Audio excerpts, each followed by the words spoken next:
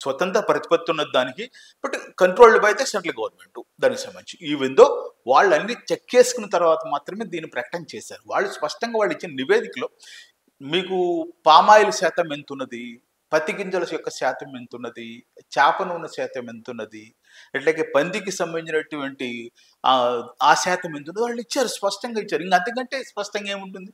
ఇప్పుడు సిట్టు వేయటం దేనికి వేస్తున్నారు, ఎందుకు దర్యాప్తు చేస్తున్నారు అంటే అసలు ఈ ప్రాసెస్ ఎప్పుడు ప్రారంభమైంది, నందినిని ఎందుకు ఆపేశారు, ఈ కొత్త కంపెనీలకు ఎందుకు ఇచ్చారు, ఇవన్నీ తేలాలి. ఇట్లా మార్పు నందినికి సంబంధించి కూడా కర్ణాటక మీడియాలో కూడా చాలా వార్తలు వచ్చాయి. సో నందిని డైరెక్టర్ స్పందించడము, ఎందుకంటే ఇది డెఫినెట్ గా ఇందులో ఏదో ఒక కాన్స్పిరసీ ఉంది, ఇంత తక్కువకి ఇవ్వడం అనేది అసలు అసాధ్యం అని చెప్పి అప్పట్లో మీడియాలో వార్తలు కూడా మనం చూసాం. అప్పుడు అదే చెప్పి ఇదే లడ్డు నాణ్యత మీద వచ్చిందమ్మా.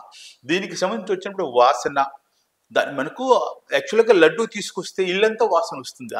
మనం అక్కడికి వెళ్ళేసి వచ్చిన తర్వాత ప్యాకెట్ ఎప్పుడు తీస్తే చక్కటి వాసన వస్తుంది దానికి సంబంధించి. అది లేదు. ఇది ఒక్కటే కాదు, దానికి సంబంధించి నేను చెప్పాను రకరకాల నివేదనలు పెడతారు. స్వామివారికి పొంగళ్ళు పెడతారు, వడలు పెడతారు, దోజనం పెడతారు, ఇట్లా రకరకాలు ఉంటాయి. ప్రతి దాంట్లోనూ నెయ్యి వాడతారు. అంటే ప్రతి నెయ్యిలో కూడా ఇదే వాడతారు కదా, దానికి సంబంధించి ప్రతి ప్రసాదంలో జరిగే వాడికి ఇదే కదా. సో కాబట్టి అన్ని చోట్ల దీనికి సంబంధించినటువంటి నష్టం జరిగింది. సిట్టు వేయటం ద్వారా జరిగిన నష్టాన్ని ఇట్లా ఎక్కడి నుంచి ప్రారంభమైంది, ఎక్కడికి ఎండింది అనేది సిట్టు ద్వారా జరుగుతుంది. కాబట్టి విచారణ లోతుగా జరగాల్సిన అవసరం ఉన్నమాట నిజం. లోతుగా జరిగేది ఎందుకంటే నిందితులు ఎవరు, దీనికి బాధ్యులు ఎవరు అనేది మాత్రం ఖచ్చితంగా అప్పుడు లోతుగా, ఇప్పుడు జరిగినటువంటి ఏంటి కల్తీ మాత్రం జరిగింది అన్నది మాత్రమే నిర్ధారణ జరిగింది. ఎన్డీడీబీ ఇచ్చింది ఏంటంటే కల్తీ జరిగింది, దీంట్లో కల్తీ జరిగింది, కానీ దీని బాధ్యులు ఎవరు? ఇంతవరకు ఒకరిని సస్పెండ్ చేయడం కానీ అరెస్ట్ చేయడం కానీ ఇవేం జరగలేదు. ఎందుకంటే కారణం ఏంటంటే విచారణ చేస్తే కానీ బయటపడవు, దానికోసం సిట్టు వేశారు. అయితే ఇక్కడ వైసీపీ డిమాండ్ చేస్తుంది సిబిఐ దర్యాప్తు చేయాలి అని. ఇక్కడ చంద్రబాబు సిట్ ఏర్పాటు చేశారు. ఎందుకంటే మేబీ నమ్మకం లేకపోవడం కారణమా, ఇది రాష్ట్ర ప్రభుత్వ ఆధీనంలో ఉండే దర్యాప్తు సంస్థ కాబట్టి వైసీపీ ఒక ప్రధాన ఆరోపణ. సో ఎట్లా చూడాలంటారు, అంటే దర్యాప్తు ఎలా జరిగితే పారదర్శకంగా ఉండే అవకాశం? రిపోర్ట్ రానివ్వండి, సిట్ రిపోర్ట్ అనుమానాలు ఉండి ఈ కోణం మిస్ అయిందని బయటకు చెప్తే అప్పుడు అడగొచ్చు. నిజంగా సిట్టు ఏం చేసింది తెలియాలి కదా, సిట్టు దర్యాప్తు ఎట్లా ఉంది, వాళ్ళు ఏం నివేదిక ఇచ్చారు, సిట్టు ఈ కోణాన్ని వదిలేసింది అని నువ్వు ఆరోపణ చేసి అప్పుడు మరో సంస్థలకి మీరు ఎంక్వైరీకి డిమాండ్ చేయొచ్చు. దీనికి సంబంధించి స్టార్టింగ్గా సిబిఐ చేయాల్సినంత అవసరం లేదు, సిట్టు రాష్ట్ర ప్రభుత్వానికి ఉంది. వివేకానంద రెడ్డి హత్య కేసులో కూడా ఫస్ట్ సిట్టే వేశారు. సిట్లో తేలకపోవడం వల్లే సుప్రీంకోర్టు కలెక్ట్ చేసుకోవటం వల్ల సిబిఐకి వెళ్ళింది. రేపు పొద్దున కోర్టు ఏమైనా కలెక్ట్ చేసుకుంటుందని చూద్దాం. దీనికి సంబంధించి సిట్టు వేసుకుంటే తప్పేం లేదా దీంట్లో. అలాగే హిందూ బోర్డు ఏర్పాటు చేయాలి అని జనసేన డిమాండ్ చేస్తోంది. పవన్ కళ్యాణ్ ఈ డిమాండ్ పట్ల మీరు ఏమంటారు? పవన్ కళ్యాణ్ గారు యాక్చువల్గా 100% సీట్లు సాధించి జాతీయ స్థాయిలో మంచి గుర్తింపు పొందాడు మోదీ గారి దగ్గర. కానీ ఈ విషయంలో నాకు ఎందుకో ఆయన కొంచెం అతిగా స్పందించారేమో అనిపిస్తుంది పవన్ కళ్యాణ్ గారు దీనికి సంబంధించి. ఇప్పుడు ఆయన డిప్లొమాటిక్గా ఉండాలి, రాజకీయ నాయకుడు. ఒక అన్ని రకాల ఉప ముఖ్యమంత్రి అంటే అన్ని రకాల ప్రజలకి ఆయన ఉప ముఖ్యమంత్రి, హిందువులకు మాత్రమే కాదు ఆయన హిందువులకు మాత్రం ఉప ముఖ్యమంత్రి కాదు, అన్ని రకాల వర్గాలకు కూడా ఉప ముఖ్యమంత్రి. కాబట్టి ఇంకొంచెం ఆయన డిప్లొమాటిక్గా ఉండాలి. ఒక హిందూ సాధువు ఎట్లయితే ప్రవర్తిస్తారో, ఒక హిందూ సాధువు ఎట్లయితే స్పందించాడో ఆ తరహాలో స్పందించాడు. తాను రాజకీయ నాయకుడిని ఉప ముఖ్యమంత్రి అనే విషయాన్ని మర్చిపోయాడేమో అనిపించింది. అంటే ఆయన అవుట్ ఆఫ్ ఇంట్రెస్ట్, ఆయనకున్నటువంటి వ్యక్తిగతమైన కారణాల్లో స్పందించి ఉండవచ్చు, అది వేరే విషయం. బట్ అట్లా కాదు దీనికి సంబంధించి. సో ఆయన ఉప ముఖ్యమంత్రి, అన్ని వర్గాలకు సంబంధించిన ప్రభుత్వంలోని బాధ్యత కలిగిన ముఖ్యమంత్రి తర్వాత ఆ స్థాయిలో విలువ పొందుతున్న వ్యక్తి ఆయన. కాబట్టి హిందూ బోర్డు ఏర్పాటు చేయాలి అనేది ఇవాళ కొత్తగా వస్తున్నదేం కాదు, ఎప్పటి నుంచో అడుగుతున్నా హిందూ బోర్డు అని చెప్పి. ఇట్లాగే ఒక బోర్డు ఉంది ముస్లిమ్స్కి సంబంధించి, కానీ క్రిస్టియన్స్కి సంబంధించి ఒక బోర్డు కూడా, వాళ్ళకి సంబంధించినటువంటి ఆ బోర్డు కూడా లేదు క్రిస్టియన్స్కి సంబంధించి. డైరెక్ట్గా వాళ్ళు ఫాస్టర్స్, వాళ్ళు డయాస్లు ఉంటాయి, ఆ డయాస్లు వాళ్ళే నిర్వహిస్తూ ఉంటారు. ఒక బోర్డు అన్న కాస్త రాష్ట్ర ప్రభుత్వానికి సంబంధం ఉంటుంది, క్రిస్టియన్స్కి అది కూడా లేదు దీనికి సంబంధించి.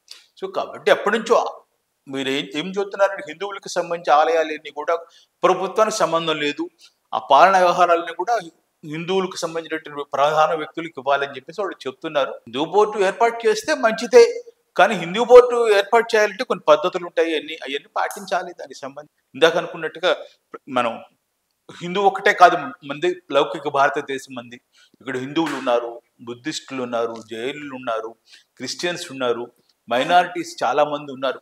సో ఇవన్నీ దృష్టిలో పెట్టుకొని హిందూ బోర్డు ఏర్పాటు చేయడం అనేది హిందువుల బోర్డుకు సంబంధించి అదొక చర్చ. ఆ చర్చ ఇంకా లోతుగా జరగాలి. 5 సంవత్సరాలు ప్రతిపక్షంలో ఉన్న టీడీపీకి టీటీడీలో ఇంత జరుగుతుంటే ఏమాత్రం అవగాహన లేదంటారా, అనుమానం రాలేదంటారా, ఏమంటారు అసలు? తిరుమల తిరుపతి దేవస్థానానికి సంబంధించి ప్రస్తుత ప్రభుత్వ తీరు అడుగుతున్నారు మీరు? అంటే ఈ కల్తీ వ్యవహారం కావచ్చు, ఈ తిరుమల లడ్డూకి సంబంధించిన వ్యవహారం కావచ్చు, ఏమాత్రం ఒక స్మెల్ అయి ఉంటుంది కదా ఇట్లాంటి ఇంత పెద్ద ఇష్యూ జరుగుతుంది కాబట్టి కదమ్మా. ఇప్పుడు మనకు అంతకుముందు ధర్మారెడ్డి గారు ఈవోగా ఉన్నారు, ఆయన తీసేసి కొత్త ఈవో గారు వచ్చారు, దానికి సంబంధించి శ్యామల్ రావు గారు వచ్చారు.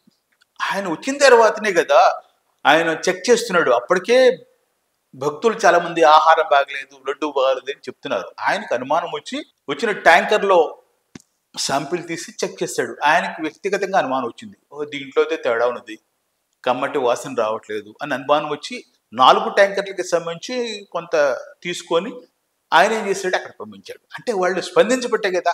చంద్రబాబు నాయుడు గారు కూడా పరిపాలన ప్రారంభించడానికి ముందు ఫస్ట్ తిరుపతి వచ్చి తిరుపతి నుంచే సంస్కరణలు ప్రారంభం కావాలి అని ప్రకటన చేశాడు అక్కడ.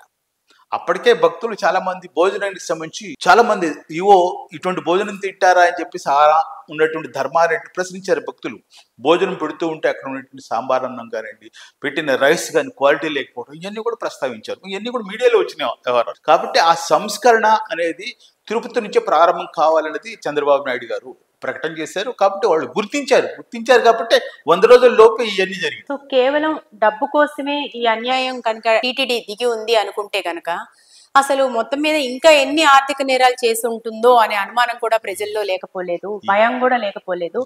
సో ఏమై ఉంటుంది అంటారు? మీరు చెప్తున్నది ఆర్థిక పరమైన అంశాలే దీని వెనకాల ఉన్నాయని చెప్పేసి ప్రధానమైన ఆరోపణ, ప్రచారం కూడా జరుగుతుంది సంబంధించి. ఎందుకంటే ప్రత్యేక టికెట్లు 10,000 రూపాయలు టికెట్లు ఇస్తే దర్శనం చేస్తామని చెప్పేసి ప్రత్యేక టికెట్లు పెట్టారు. అప్పటికప్పుడు స్పెషల్ బ్రేక్ దర్శనం కావాలంటే అని చెప్పేసి విఐపి దర్శనం సంబంధించి. సో దానికి సంబంధించి లెక్కాపత్రం లేకుండా ఎన్ని అమ్మారు, ఎన్ని చేశారు అన్నది లేదు. అట్లాగనే బ్రేక్ దర్శనానికి సంబంధించి కొన్ని కోటా ఉంటుంది. చైర్మన్ గారికి అయితే రోజుకి ఒక 6గురికి ఇవ్వటానికి, అంటే 6 పాసులు ఇవ్వటానికి 36 మంది, అట్లా కొన్ని యువకైతే ఇంత ఛాన్స్ ఉంటుందని. అటువంటిది కొన్ని వేల మంది, వందలు కాదు వేలల్లోనే విఐపి దర్శనాలు చేసుకున్నారు. అంటే ఇవన్నీ ఉచితంగా జరిగినాయా, దీని వెనుక డబ్బులు తీసుకొని ఈ దర్శనాలు చేయించారా, దీని మీద రాకెట్ ఏదైనా ఉందా అనేది వస్తున్నటువంటి అంశం. కాబట్టి ఇందుకు సిట్టు వేస్తే ఏంటంటే సిట్టు ద్వారా ఇటువంటి ఆర్థిక అంశాలన్నీ కూడా దాంట్లో మనం బయటకు వెలుగులోకి వస్తాయి. దీనికి సంబంధించి ఇంకా మీరు చెప్పినట్టుగా రైస్ కొనుగోళ్ళు, యాలుకలు, నెయ్యి అన్నీ కొంటారు. దాని స్వామివారికి కావాల్సినటువంటి దినుసులన్నీ కూడా కొంటారు కదా. వాటన్నిటిలోనూ లోపాలు ఉన్నాయి అని చెప్తున్నా. అవన్నీ కూడా నాసిరకమే కొన్నారు అని చెప్తున్నారు. దానికి సంబంధించి తేలాలంటే దర్యాప్తు లోతుగా జరగదు. అలాగే అన్నదానం విషయంలో కూడా నాసిరకం భోజనం పెట్టడం, సో ఇట్లాంటి విమర్శలు కూడా చాలా వినిపిస్తున్నాయి. సో గతంలో చూసాం మనం రకరకాల, అసలు టీటీడీలో మొత్తం మారిపోయిన పరిస్థితి చూసాం. మీకు మీడియాలోనూ చాలా మంది సోషల్ మీడియాలోనూ చూపించారు, రెగ్యులర్ మీడియాలో కూడా భక్తులు బాగా అన్నం మీద ఆపేసి, అంటే దాని మీద కరుణాకర్ రెడ్డి భూమన్ కరుణాకర్ రెడ్డి గారు వీళ్ళు కూడా స్పందించారు. అదేంటి మేము భోజనం పవిత్రంగా దీన్ని మీరు ఎత్తి చూపకూడదు, ఏది పెడితే అది పవిత్రంగా భావించి తినాలి, ఏది పెడితే అది తినటానికి అట్లా కాదుగా. స్వామివారికి ఏం తక్కువ, ఆయనకి కోట్ల రూపాయల ఆదాయం ఉంది, కోట్ల రూపాయలు ఆయనకి విరాళాలు వస్తూ ఉంటాయి. అన్నదానానికి సంబంధించి ప్రత్యేకమైనటువంటి అకౌంట్ ఉంది దానికి సంబంధించి. అన్నదానానికి సంబంధించి పైగా టెంపుల్లో ఆదాయం తీయలేకర్లా, అన్నదానం చేయడం కోసం వాళ్ళు కోట్ల రూపాయలు నిధులు సేకరించారు. వాళ్ళ వేల కోట్ల రూపాయల నిధులు వాళ్ళు బ్యాంకులో పెడుతున్నారు భోజనం. అంత నిధులు ఉన్నప్పుడు నీకు నాసిరకం పెట్టాల్సిన అవసరం ఉంది దానికి సంబంధించి. సో కాబట్టి ఖచ్చితంగా నాసిరకం పెట్టారు. దీని మీద లోతుగా ఎంక్వైరీ జరగాల్సిందే, అన్ని రంగాల్లో అన్ని విభాగాల్లోనూ జరగాలి. దానికి సిట్టు వేయాలి, ఇంకా అవసరమైతే ఇంక లోతైనగా చర్చ అనేది జరగాలి దీనికి సంబంధించి. ఇటువంటి అంశాలు పునరావృతం కాకుండా మాత్రం చర్యలు తీసుకోవాలి.